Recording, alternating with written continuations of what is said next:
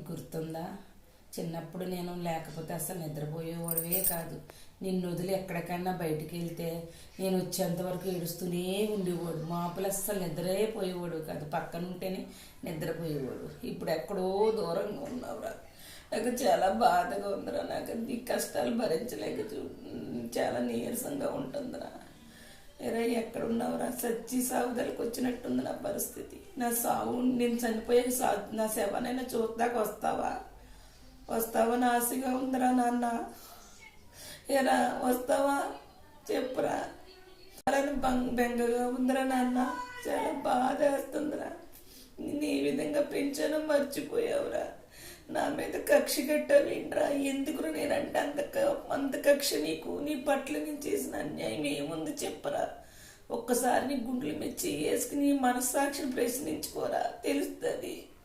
అమ్మ అంటే ఏంటో నాన్న అంటే ఏంటో తెలుస్తుంది.